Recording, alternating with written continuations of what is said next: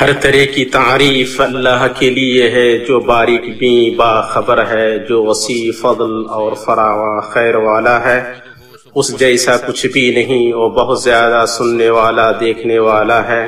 میں اس پاک ذات کی حمد کرتا ہوں، اس سے مدد اور مغفرت چاہتا ہوں اور اس کی بارگاہ میں توبہ کرتا ہوں۔ وہ جو کچھ دے اسے کوئی روکنے والا نہیں، اور جو کچھ روک لے اسے کوئی دینے والا نہیں۔ وہ ہر چیز پر قادر ہے۔ میں گواہی دیتا ہوں کہ ایک اللہ کے سوا کوئی معبود برحق نہیں، اس کا کوئی شریک نہیں، اور گواہی دیتا ہوں کہ محمد اس کے بندے اور رسول ہیں، جو بشارت دینے اور ڈرانے والے اور روشن چراغ ہیں۔ اللہ کا درود و سلام ہو آپ پر، آپ کے اہل خانہ پر، آپ کی پاک باز بیویوں پر، آپ کے صحابہ اور پیروکاروں پر، اور ان پر بہت زیادہ سلامتی نازل ہو۔ اما بعد، مسلمانوں، اللہ سے ڈریں اور جان لیں کہ سب سے بہتر کلام اللہ کا کلام ہے، اور سب سے بہتر طریقہ محمد صلی اللہ علیہ وسلم کا طریقہ ہے۔ سب سے بری چیز دین میں نئی چیز ہے، اور دین میں ہر نئی چیز بدعت ہے، اور ہر بدعت گمراہی ہے۔ ہوشیار وہ ہے جس نے اپنے آپ کا احتساب کیا اور موت کے بعد کے لیے عمل کیا، اور عاجز وہ ہے جو خواہش نفس کا فرما بردار ہو اور اللہ سے آرزویں وابستہ رکھیں۔ اللہ کا فرمان ہے، پس جہاں تک تم سے ہو سکے اللہ سے ڈرتے رہو اور سنتے اور مانتے چلے جاؤ۔ اللہ کے بندوں، انسان کی زندگی میں اخلاق وہ مرکزی نقطہ ہے جہاں سے اس کا قولی اور عملی سلوک سرزد ہوتا ہے، اور اس سے لوگوں کے ساتھ معاملہ کرنے اور ان کی جداگانہ طبیعتوں اور مزاجوں کی صحرا پیمائی میں توازن حاصل ہوتا ہے۔ اور بلا اخلاق کے آدمی کا لوگوں کے ساتھ اپنی زندگی گزارنا محض ایک غیر ذمہ دارانہ لا یعنی کام ہے، جس سے اعتماد اور حسن ظن کا باندھ ٹوٹتا ہے، صاحب حق کا حق مارا جاتا ہے، اور دل سے محبت و الفت کی جڑیں اکھاڑ پھینک دی جاتی ہیں۔ لہذا سرسبز و شاداب دل چٹیل دل میں بدل جاتا ہے۔ پھر اس کے بعد لوگوں کے ان دلوں تک رسائی نہیں ہو سکتی ہے جو ان کی عقلوں تک لے جائے۔ اس وقت وہاں صرف وحشت ہوگی، سوئے دن ہوگا، نازیبا الفاظ کی تلواروں اور شیطانی نیزوں کے ذریعے باہمی تہمت تراشیاں ہوں گی، اور جہاں چھوٹی چیز کو بڑا اور دل کا تاڑ بنایا جائے گا۔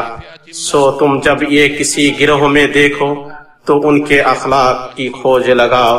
نبی صلی اللہ علیہ وسلم نے فرمایا، مومن عیب لگانے والا، لعنت کرنے والا، فحش بکنے والا اور ناشائستہ بات کہنے والا نہیں ہوتا ہے۔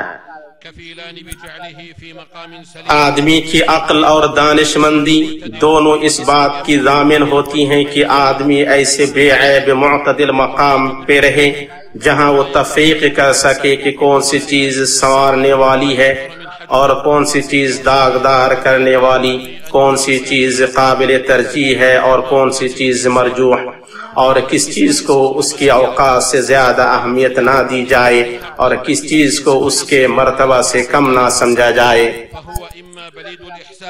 اس سب کا اصول یہ ہے کہ انسان معاملات کو ان کی جگہوں میں رکھے اور ہر صاحب حق کو اس کا حق دے۔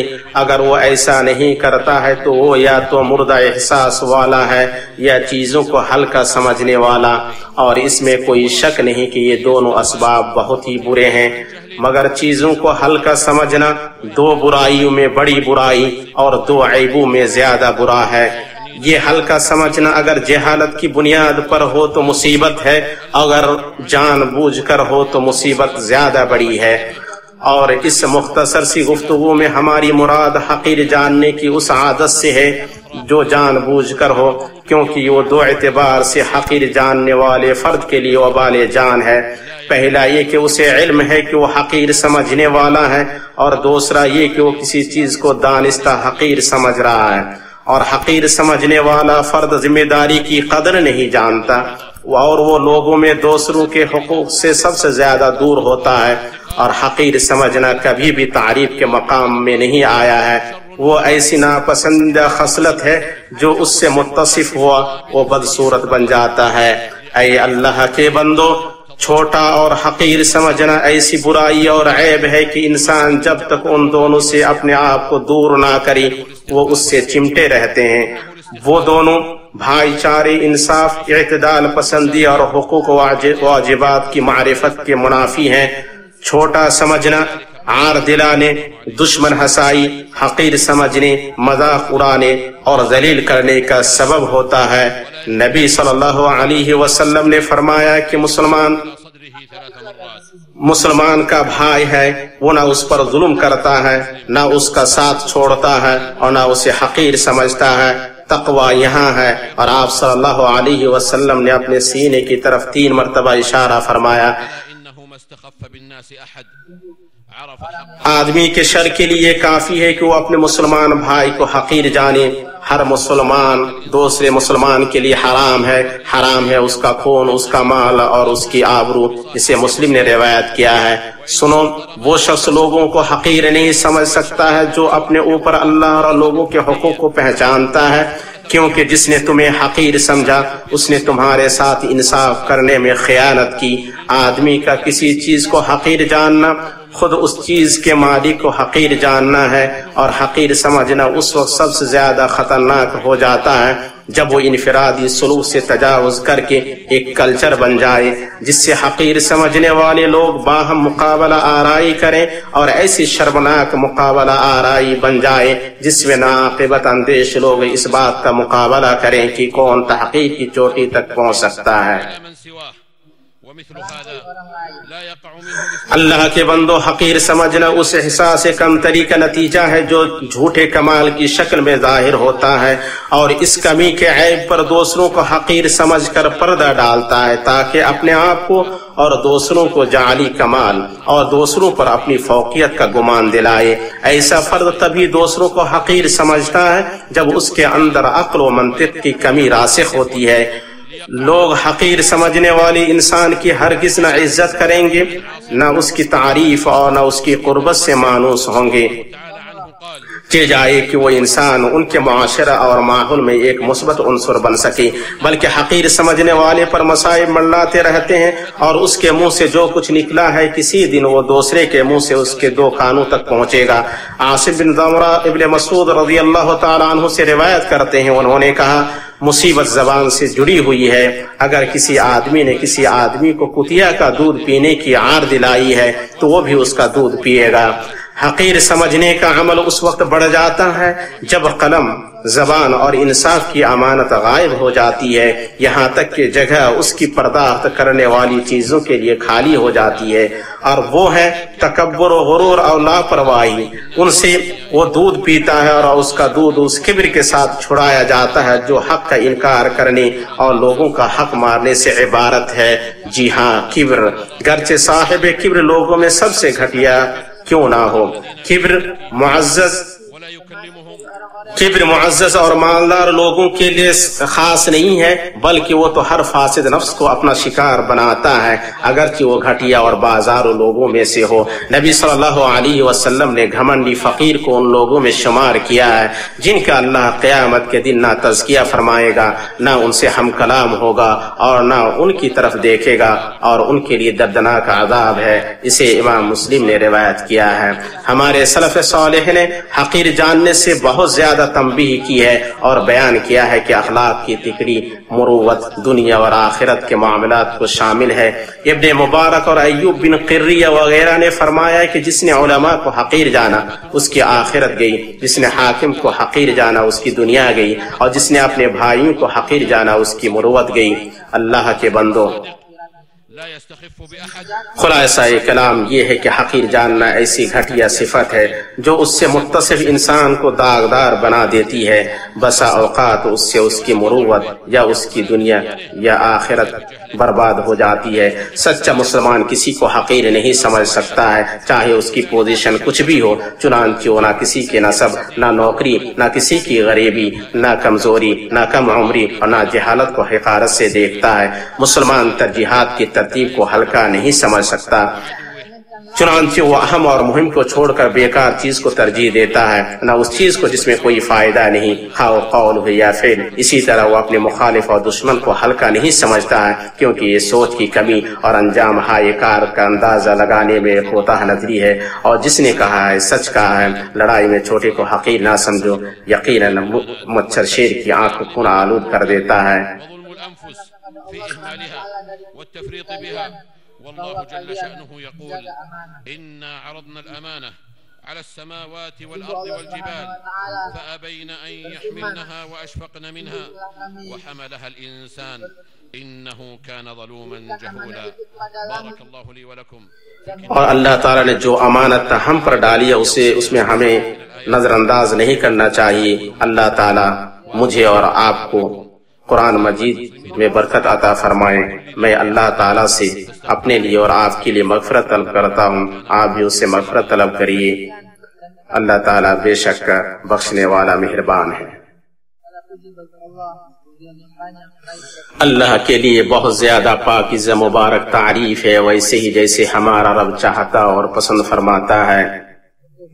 اما بعد، اللہ کے بندو، اللہ سے ڈریں اور جان لیں کہ ایک طرح کا حقیر سمجھنا وہ ہے جس میں بہت سے لوگ پڑ جاتے ہیں سوائے اس شخص کے جس پر اللہ رحم فرمائے، اور وہ ہے گناہوں اور معاصی کو حقیر جاننا، ان کی شان کو گھٹانا، ان کی عظمت اور خطرناکی کو ہلکا سمجھتے ہوئے ان کے ارتکاب کو آسان جاننا، اور اللہ کی معافی سے اس کا جواز تلاشنا، اور اس کی دردناک سزا اور سخت عذاب سے غفلت برتنا، جو اصرار کے ساتھ ان گناہوں کا ارتکاب کرنے والوں کے لیے ہے۔ وہ کچھ ایسے کام کرتے ہیں جن کی وہ پرواہ نہیں کرتے، وہ ان کی نظروں میں بال سے بھی باریک ہوتے ہیں، اور ان کے نزدیک ان کی کوئی اہمیت نہیں ہوتی۔ وہ انہیں کرتے اور انجام دیتے وقت نہیں ڈرتے ہیں، جبکہ باشعور آدمی چھوٹے گناہ کو بھی ہلکا نہیں سمجھتا، کیونکہ اسے معلوم ہے کہ پہاڑ کنکریوں سے اور سیلاب بودوں کے اکٹھا ہونے سے بنتا ہے۔ جو شخص صرف امید کو کام میں لائے گا وہ حد درجہ کوتاہی کرے گا، اور جو صرف ڈر ہی کو کام میں لائے گا وہ تنگی پیدا کرنے میں حد سے بڑھ جائے گا۔ اور اللہ تعالیٰ فرماتا ہے، تم یقین جانو کہ اللہ تعالیٰ سزا بھی سخت دینے والا ہے، اور اللہ تعالیٰ بڑی مغفرت اور بڑی رحمت والا بھی ہے۔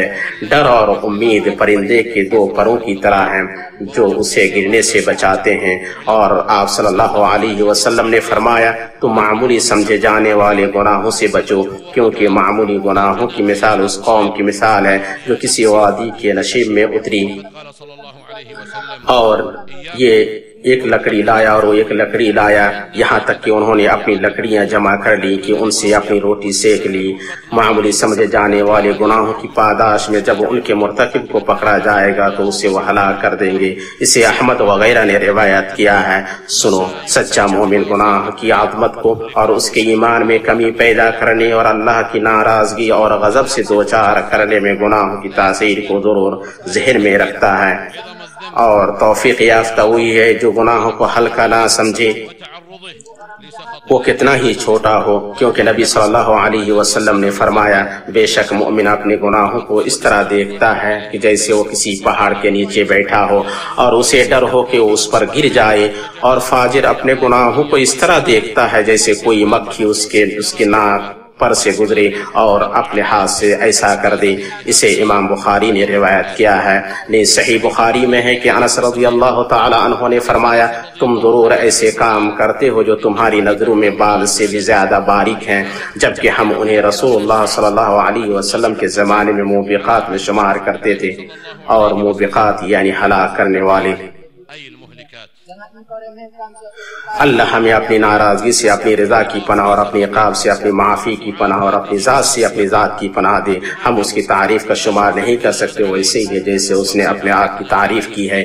چیزوں میں معمولی چیز کو حقیر نہ جانو، اور اپنے پاس زندگی کو انصاف سے تولو۔ دل کی حفاظت کرو، محمد کے طریقے لازم پکڑو۔ دل کا بگاڑ حقیر سمجھنے سے ہے۔ اس کے بعد آپ درود و سلام بھیجیے سب سے بہتر مخلوق اور سب سے پاک باز انسان محمد بن عبداللہ پر، جو صاحب حوض شفاعت کو ہے۔ اللہ تعالیٰ نے اس کا آپ کو حکم دیا ہے، اے مومنوں، اے مومنو درود بھیجو ان پر اور بہت زیادہ سلامتی نازل، بہت زیادہ سلامتی، بہت زیادہ سلام نازل کرو، بہت زیادہ سلام پڑھو۔ اے اللہ تو درود و سلام اور برکت نازل فرما اپنے بندہ رسول محمد پر جو روشن چہرہ اور تابناک جبین پیشانی والے ہیں۔ اللہ تعالیٰ ان کے چار خلفاء ابو بکر، عمر، عثمان اور علی سے راضی ہو جا، اور اپنے نبی محمد کے تمام صحابہ کرام سے اور تابعین سے، اور جو ان کا اتباع کرے اچھی طرح قیامت تک، اور ان کے ساتھ ہم سے بھی اپنے عفو و کرم سے راضی ہو جا یا ارحم الراحمین۔ اے اللہ تو اسلام اور مسلمانوں کو غلبہ عطا فرما، اے اللہ تو اسلام اور مسلمانوں کو غلبہ عطا فرما، اے اللہ تو اسلام اور مسلمانوں کو غلبہ عطا فرما، تو شرک اور مشرکین کو ذلیل و خوار کر۔ اے اللہ تو اپنے دین، اپنی کتاب اور اپنے نبی کی سنت اور اپنے مومن بندوں کی مدد فرما۔ اے اللہ تو غمگین مسلمانوں کا غم دور کر دے، مصیبت زدہ مسلمانوں کی مصیبت دور کر دے، قرض داروں کا قرض ادا کر دے، ہمارے مریضوں اور مسلمانوں کے مریضوں کو تو شفا عطا فرما اپنی رحمت سے یا ارحم الراحمین۔ اے اللہ تو ہمیں ہمارے وطنوں میں امن عطا فرما، ہمارے مراروں اور ہمارے سربراہوں کی اصلاح فرما، اور ہماری قیادت ایسے لوگوں کے ہاتھوں میں دے جو تجھ سے ڈریں اور تجھ سے تیرا تقوی اختیار کریں اور تیری رضا کی پیروی کریں۔ اے اللہ تو تمام جگہ مسلمانوں کے حالات سدھار دے۔ اے اللہ تو ہمارے دین کے معاملے میں کمزور مسلمانوں کے لیے ہو جا، ان کی مدد فرما۔ اے اللہ تیرے سوا کوئی معبود نہیں، ہم فقراء ہیں، محتاج ہیں، اور تو بے نیاز ہے، ہم پر بارش نازل فرما، ہمیں قانتین نا امیدوں میں سے نہ کر۔ اے اللہ تو ہم پر بارش نازل فرما اور ہمیں نا امیدوں میں سے نہ کر۔ اے اللہ تو ہماری برائی کی وجہ سے تیرے پاس جو خیر ہے اسے نہ روک لے، اس سے ہمیں تو محروم نہ کر یا ذا الجلال والاکرام۔ اے اللہ تو ہمیں دنیا میں بھلائی اور آخرت میں بھلائی عطا فرما، اور آگ کے عذاب سے ہمیں بچا لے۔ اللهم لا تحرمنا بذنوبنا فضلك يا ذا الجلال والإكرام يا رب العالمين. ربنا آتنا في الدنيا حسنة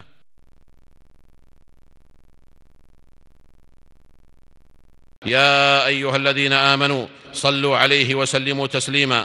اللهم صل على محمد وعلى آل محمد كما صليت على إبراهيم وعلى آل إبراهيم إنك حميد مجيد، وبارك على محمد وعلى آل محمد كما باركت على إبراهيم وعلى آل إبراهيم في العالمين إنك حميد مجيد. وارض اللهم عن خلفائه الأربعة أبي بكر وعمر وعثمان وعلي، وعن سائر صحابة نبيك محمد صلى الله عليه وسلم، وعن التابعين ومن تبعهم بإحسان إلى يوم الدين، وعنا معهم بعفوك وجودك وكرمك وإحسانك يا أرحم الراحمين.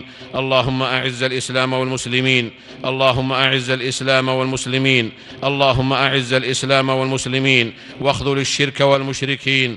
اللهم انصر دينك وكتابك وسنة نبيك وعبادك المؤمنين. اللهم من أرادنا وأراد الإسلام والمسلمين بسوء فاشغله بنفسه واجعل كيده في نحره يا سميع الدعاء. اللهم فرج هم المهمومين من المسلمين، ونفس كرب المكروبين، واقض الدين عن المدينين، واشف مرضانا ومرضى المسلمين برحمتك يا أرحم الراحمين. اللهم آمنا في أوطاننا، وأصلح أئمتنا وولاة أمورنا، واجعل ولايتنا في من خافك واتقاك واتبع رضاك يا رب العالمين. اللهم وفق ولي أمرنا لما تحبه وترضاه من الأقوال والأعمال يا حي يا قيوم. اللهم أصلح له بطانته يا ذا الجلال والإكرام. اللهم أصلح أحوال المسلمين في كل مكان، اللهم أصلح أحوال المسلمين في كل مكان. اللهم كن لإخواننا المستضعفين في دينهم في سائر الأوطان يا حي يا قيوم. اللهم أنت الله لا إله إلا أنت، أنت الغني ونحن الفقراء. أنزل علينا الغيث ولا تجعلنا من القانطين. اللهم أنزل علينا الغيث ولا تجعلنا من القانطين. اللهم أنزل علينا الغيث ولا تجعلنا من القانطين. اللهم لا تحرمنا خير ما عندك بشر ما عندنا. اللهم لا تحرمنا بذنوبنا فضلك يا ذا الجلال والإكرام يا رب العالمين. ربنا آتنا في الدنيا حسنة وفي الآخرة حسنة وقنا عذاب النار. عباد الله، اذكروا الله العظيم يذكركم واشكروه على آلائه يزدكم ولذكر الله أكبر والله يعلم ما تصنعون.